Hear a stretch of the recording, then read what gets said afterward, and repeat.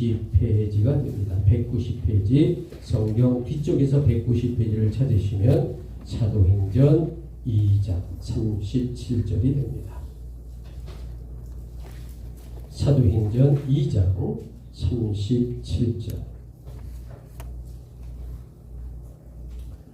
그들이 이 말을 듣고 마음에 찔려 베드로와 다른 사도들에게 물어 이르되 형제들아 우리가 어찌 할꼬 하거늘. 자 38절 베드로가 자 우리 천천히 고백합니다. 시작. 베드로가 이르되 너희가 회개하여 각각 예수 그리스도의 이름으로 세례를 받고 죄 사함을 받으라. 그리하면 성령의 선물을 받으리니. 이 약속은 너희와 너희 자녀와 모든 먼데 사람 곧 주 우리 하나님이 얼마든지 부르시는 자들에게 하신 것이라 하고. 자 40절 시작. 또 여러 말로 확정하며 권하여 이르되 너희가 이 회역한 세례에서 구원을 받으라 하니. 이 말을 받은 사람들은 세례를 받음에 이 날에 신도의 수가 3,000이나 더하더라. 자 42절 그들이 시작. 그들이 사도의 가르침을 받아 서로 교제하고 떡을 베며 오로지 기도하기를 힘쓰니라. 아멘. 자 오늘의 주제 우리가 어찌할꼬. 자 주보를 보시면 오늘 주제가 잘 나와 있습니다. 자 우리 주제 한번 힘차게 복창합니다. 시작. 우리가 어찌할꼬. 자 저와 함께 눈높이를 맞추시고 인사합니다. 주님의 이름으로 사랑합니다. 자우로 합니다. 주님의 이름으로 사랑하고 주님의 이름으로 축복을 드립니다. 자 여러분 기독교인들이 성경을 보게 될 때에 굉장히 신경을 써야 할 때가 있어요. 자 그것이 뭘까? 그것이 바로 우리들이 그 성경 구절에 대하여 나름대로 잘 알고 있다라고 착각하고 있을 때라는 것이죠. 자 여러분 우리들이 이 사도행전 2장을 이야기하면 너무나 많이 우리 설교와 또 성경을 읽는 그런 사도행전 2장입니다. 왜 그럴까? 이 사도행전 2장은 성령 강림의 역사, 신약 최초의 보혜사 성령이 강권적으로 임하는 장면이 자세하게 나와 있다라는 거죠.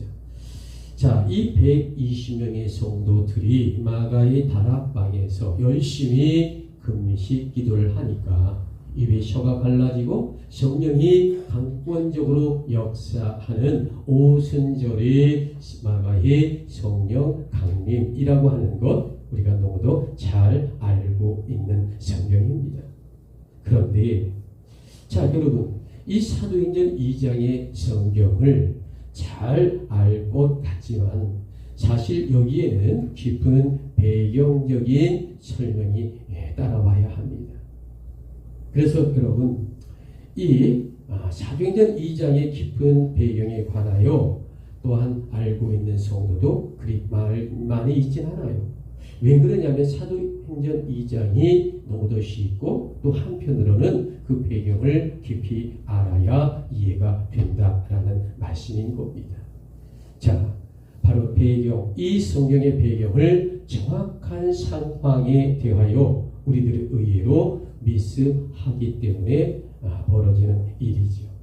자, 여러분 사도행전 2장 4절을 좀 넘겨서 뒤쪽으로 조용히 찾아보시기 바랍니다. 자, 사도행전 2장 4절입니다. 그들이 다 성령의 충만함을 받고 성령의 말하게 하심을 따라 다른 언어들로 말하기를 시작하니라. 자, 여러분 이 마가 다락방에 120명의 주님의 성도들이 기도하였더니 성령이 강권적으로 임했다라는 거죠. 자, 이게 언제일까? AD 33년 어느 날 이 성령 강림의 역사가 일어났는데 과연 어느 때에 일어났을까라는 거죠. 자, 여러분, 예수님께서 우리 죄 때문에 2000년 전에 십자가에 대신 죽으셨습니다. 여러분, 이 사실을 믿고 아멘 하십니까? 그래요. 그런데 놀랍게 3일 만에 부활하셨어요. 자, 그런데 2000년 전 그때가 과연 언제 일어났느냐라는 거죠. 여러분, 그 정답이 무엇이냐면 이스라엘의 첫 번째 명절 유월절 무렵이었다라는 겁니다. 자, 예수님이 죽고 예수님이 다시 3일 만에 부활하실 그때가 어느 명절이라고요? 유월절 무렵이었다라는 겁니다. 자, 여러분, 유월절이라는 게 뭘까? 이스라엘 백성들이 홍해 바다를 건너 출애굽할 때 이 장자의 죽음 앞에 살아나는 기적의 역사가 있었죠. 그러니까 이 유월절 첫 번째 이스라엘의 명절은 출애굽을 기념하고 하나님께 감사하는 명절이다라는 거죠. 자, 그런데 이 유월절, 이 명절 무렵에 예수께서 십자가에 달려 죽으시고 3일 만에 부활하셨다라는 거죠. 그리고 부활 이후에 주님의 제자들과 이 땅에 며칠간 살았다고요? 40일 동안 함께 살았다라는 거죠. 자, 그리고 예수께서 부활 후 40일째 되던 날 이 예루살렘의 감람산에서 이제 하늘로 승천했다라고 성경은 말하고 있습니다.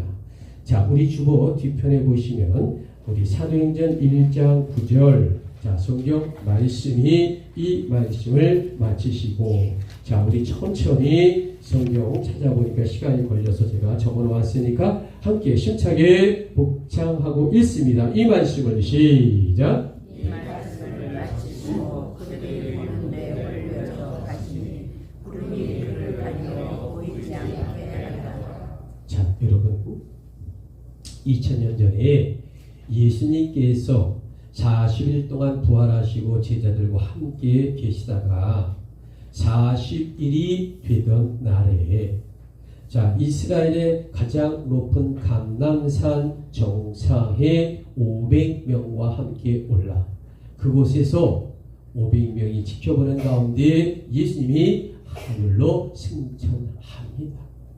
얼마나 감동적이고 장엄했을까?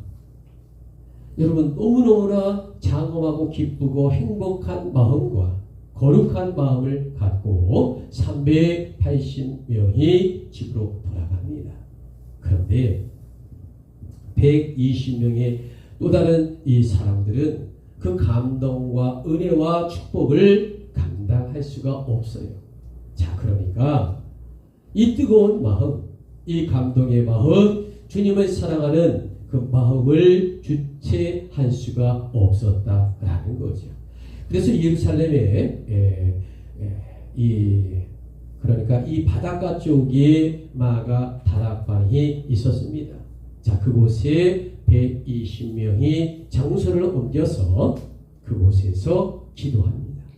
자, 어떻게 기도했을까? 열흘 동안 금식 기도하며 뜨겁게 하나님과 예수 그리스도 앞에 부르짖고 기도하는 놀라운 마가의 다락방의 기도회가 열렸다라고 말씀을 드릴 수 있습니다. 자, 여러분, 이때가 2000년 전 예수께서 부활의 날을 기점으로 보게 되면 50일째 되던 날입니다.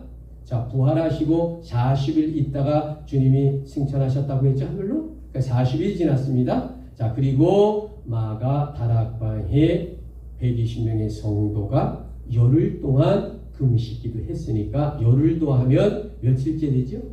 50일째가 되는 겁니다. 자, 그 50일째 되는 날에 성령의 역사가 강권적으로 임했다라는 겁니다. 자, 여러분, 그런데 이 50일째가 아주 중요해요. 유대인들에게 두 번째의 명절인 맥주 감사절인 오순절이 되는 날이기 때문이다라는 거죠. 그래서 사도행전 2장을 오순절 마가의 다락방의 성령의 역사 이렇게 부르는 겁니다.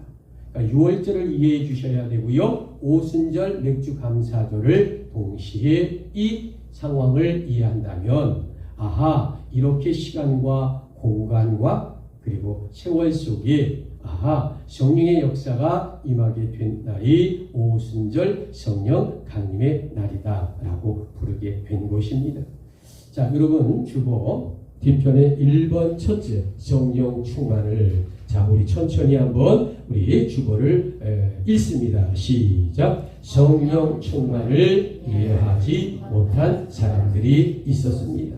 자, 여러분, 이 120명의 주님의 제자들 예수님의 말씀을 믿고 뜨겁게 기도했습니다.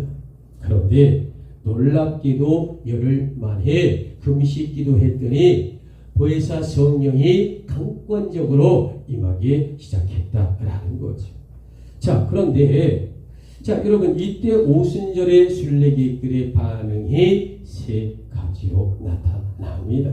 첫째, 너무나도 놀라워했다. 둘째, 도저히 말로는 설명할 수가 없었다. 세 번째, 어쩜 120명의 성도들이 술에 취하여 이상한 행동한다고 여겼던 이도 있었던 것이 사실이다라는 거죠. 120명 성도가 그렇게 생각했다는 것이 아니라 그 주변에 기도하는 모습을 보고 오순절에 순례객들이 그렇게 생각을 했다라는 말씀을 드립니다. 자, 여러분, 이 이야기는 뭘까?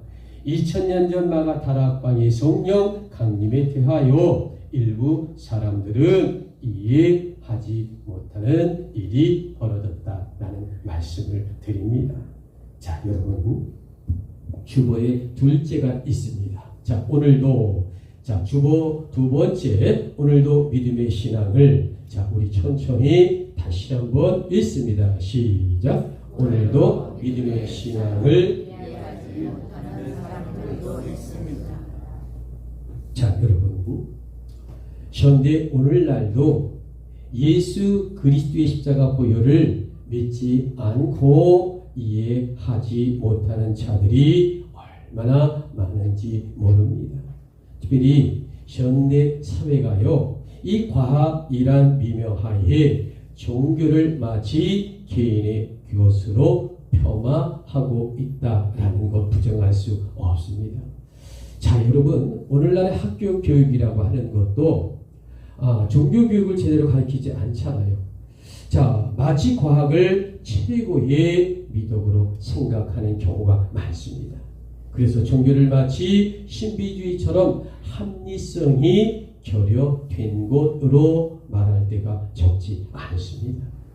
자, 여러분, 대단히 죄송한 이야기인지 모르지만 지금 이 세상은 크리스트 기독교에 대하여 조롱하고 있는 것이 사실이에요. 우리 기독교인들을 존중하지 않습니다. 세상 사람들은요. 과연 이런 현실 속에 하나님을 믿는 우리 크리스찬 기독교인들은 과연 어떻게 이 진실된 시대를 살아갈 수 있을까? 자, 주보 세 번째 우리 힘차게 한번 함께 읽어봅니다. 시작. 2000년 전 베드로의 명설교입니다. 자, 여러분, 2000년 전 베드로는요, 이 사람들 앞에 자신이 직접 나서는 장면을 오늘 성경 이야기합니다. 자, 우리 주보 2번을 보시면 사도행전 1장 15절의 말씀을 적었어요. 모히 무리의 수가. 자, 우리 천천히 성경을 찾으면 좀 시간이 걸리니까 우리 주보를 보면서 힘차게 우리 한번 고백합니다. 모인 무리의 수가. 시작. 모인 무리의 수가 약 120명이나 되더라. 그때 베드로가 그 영혼들이 가운데 펴져서 이르되 여러분, 지금의 이 장면이 어떤 장면이냐면 마가 다락방에 열흘 동안의 금식 기도가 있었다, 이 이야기입니다. 그때 사도 베드로가 첫 번째의 설교를 했다라는 기록을 지금 말하고 있는 거예요. 자, 그리고 사도행전 2장 14절을 찾아 눈높이를 맞춰 보시기 바랍니다. 사도행전 2장 14절입니다. 베드로가, 자, 우리 천천히 저와 함께 고백합니다. 시작. 베드로가 11사도와 함께 서로 소리를 높여 이르되 유대인과 예루살렘에 사는 모든 사람들이 이 일을 너희로 알게 할 것이니 내 말에 귀를 기울이라. 여러분, 이것이 바로 신약에서의 사도 베드로의 두 번째 설교의 장면이다라고 말씀을 드립니다.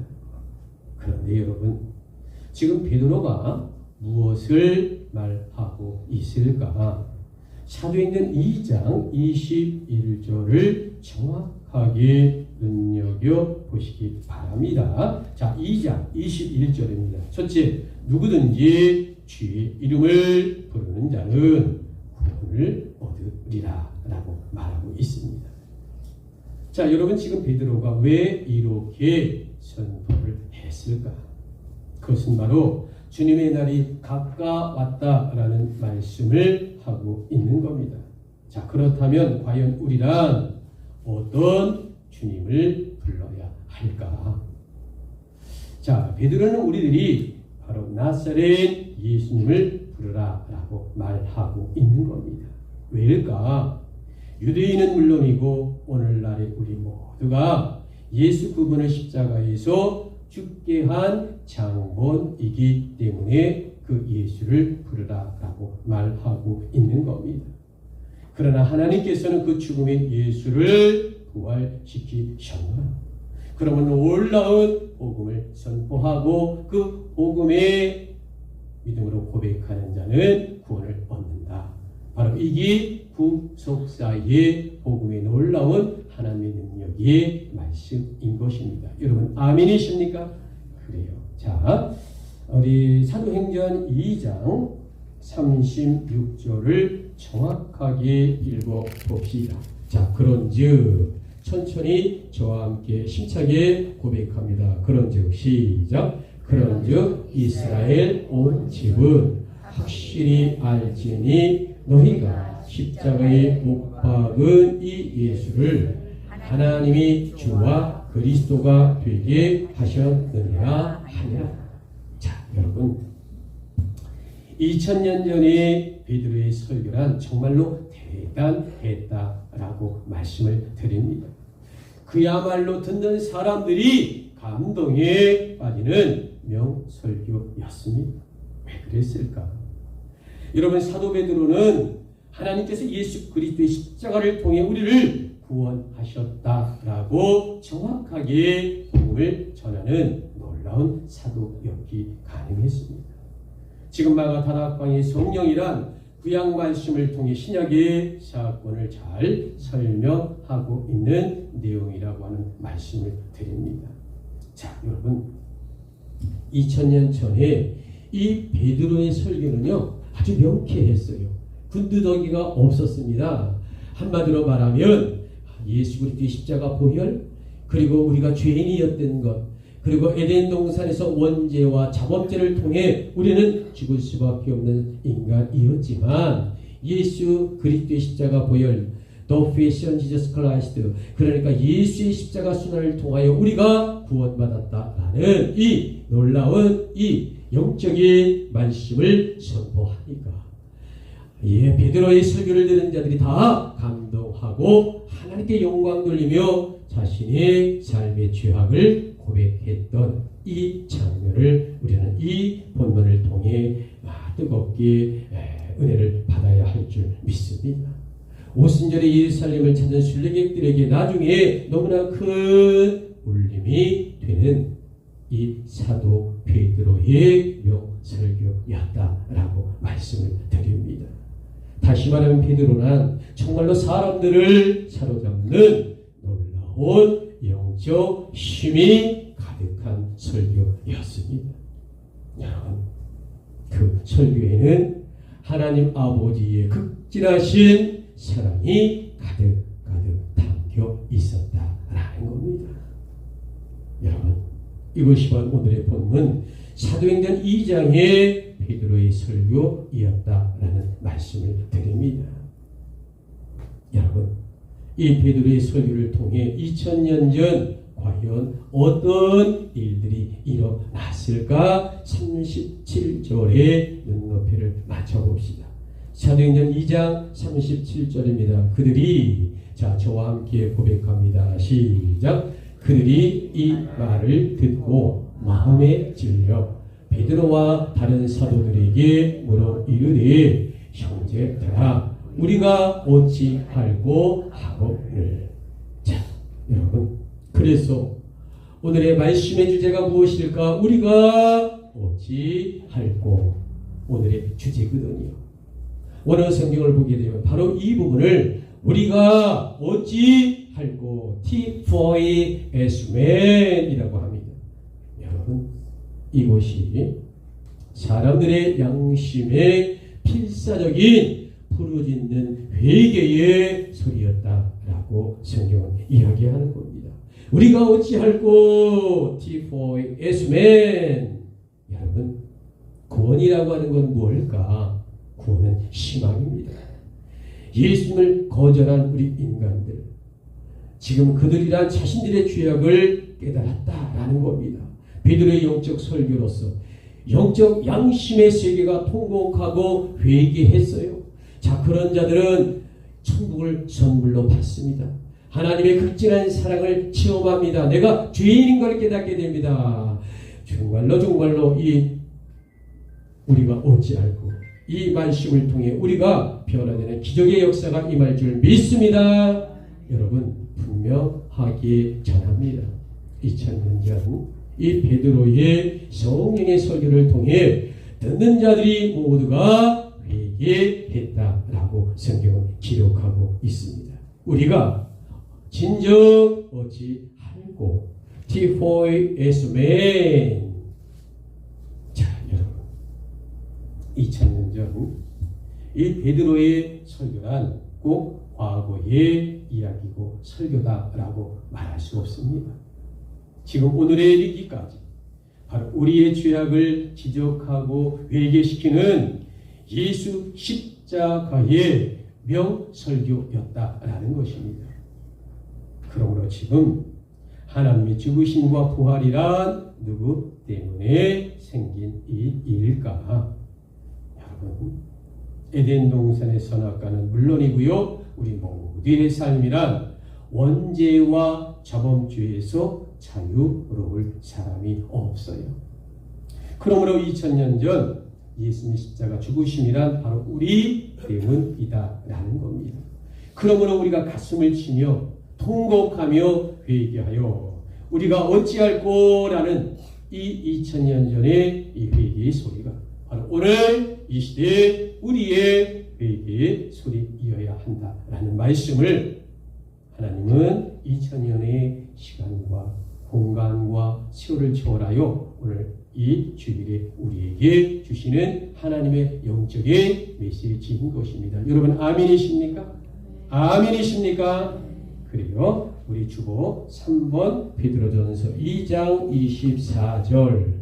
자, 우리 3번입니다. 주보 성경 말씀. 친히 나무에 달려. 자, 우리 천천히 고백합니다. 시작. 친히 나무에 달려 그 몸으로 우리 죄를 담당하셨으니 이는 우리로 죄에 대하여 죽고 의에 대하여 살게 하려 하심이라. 저같이 찌게 맞음으로 너희는 나음을 입었나니. 아멘이십니까? 자, 여러분, 지금 베드로는 죄인인 우리 대신에 예수께서 피 흘려 십자가에 죽으셨다. 라는 말씀을 정확하게 하고 있는 겁니다. 자, 그렇기 때문에 2000년 전 이스라엘 사람들에게 양심의 가책을 받게 하는 이 명설교, 또한 오늘 우리들에게도 이 베드로의 명설교란 예수 십자가 복음의 복된 소식이다 라는 말씀인 것입니다. 여러분, 그렇기 때문에 2000년 전 과거 사람들과 오늘 우리 믿는 자들에게도 우리가 어찌할꼬 T4 as man이라고 고백해야 한다라는 말씀입니다. 그래서 베드로의 십자가 보혈의 명설교 앞에 회개의 기적이 일어난다라는 말씀을 이 성경은 우리에게 전하고 있는 것입니다. 아멘이십니까? 그래요. 우리가 기도합니다. 예배합니다. 그리고 예물도 드립니다. 간절히 소원합니다. 이 모든 것 위에 내가 어찌할꼬 T4 as man, 바로 나의 회개의 마음을 하나님께 드려야 모든 것이 기적과 은혜와 기도의 제목이 응답된다라고 하는 사실 우리는 꼭 기억을 해야 하는 겁니다. 여러분, 회개 없는 기적은 없어요. 여러분, 회개 없는 하나님의 축복은 없습니다. 그러므로 우리가 어찌할꼬 T4 as man, 베드로의 십자가 보혈의 명설교 앞에 회개의 기적이 일어나시기를 주님의 이름으로 축복합니다. 축복합니다. 자, 우리 성경 본문 2장 41절. 자, 그 말을, 자, 우리 성경 우리 41절을 고백합니다. 시작. 그 말을 받는 사람들은 세례를 받음에 이날의 신도의 수가 3,000이나 더하더라. 자, 여러분, 예수 십자가 보혈의 믿음과 회개란 이처럼 엄청난 일을 만들어낸다라는 거죠. 그런데 왜 그토록 내 죄를 회개하는데 인색하느냐라는 겁니다. 여러분, 무엇 때문에 나의 회개에 대해 그토록 거부하고 있느냐라는 겁니다. 지금 수많은 사람들이 베드로의 지혜에 대한 지적에 우리가 어찌할꼬라고 부르짖고 있습니다. 오늘 하나님은 우리에게 예수 십자가 복음을 듣고 우리가 어찌할꼬 부르짖는 자가 살 수 있다라는 말씀을 전하고 있는 겁니다. 아멘이십니까? 우리가 어찌할꼬 부르짖으라 그러면 내가 책임져 주신다는 것입니다. 아멘이십니까? 그래요. 여러분, 오늘의 주제 지보를 한번 보시고 마지막으로 한번 복창합니다. 우리가 시작. 우리가 어찌할꼬. 자, 여러분, 기독교 안에 3대 성자가 있습니다. 특별히 이 성 어거스틴이라는 사람은요, 젊은 시절에 어머니의 마음을 채우도 속을 많이 썩힌 그러한 사람이었어요. 자, 그런데 여러분, 이 어거스틴의 어머니의 이름이 뭐냐면 이 모나카 여사입니다. 모나카 여사. 어떻다고요? 모나카 여사. 이 모나카 여사는 20년 동안 교회 이 마루 바닥에 엎드려 무릎을 꿇고 눈물로 어거스틴을 위해 회개하여 하나님 앞에 돌아오게 해달라고 자신의 아들을 위해 그토록 눈물을 흘리며 교회 이 마룻바닥에 앉아 기도했던 이 여인이 누굴까? 모니카라고 하는 어거스틴의 어머니예요. 자, 그런데 여러분, 놀랍게도 20년째 되던 해에 이 어거스틴이 하나님 앞에 드리어 어찌할꼬, 우리가 어찌할꼬 통해자복하며 하나님 앞에 돌아오는 기적의 역사가 있었다는 겁니다. 여러분, 그랬더니 그 어거스틴이 자신의 죄를 하나님 앞에 회개했더니 하나님 앞에 거룩한 성자로서 세계적인 인물이 되었다.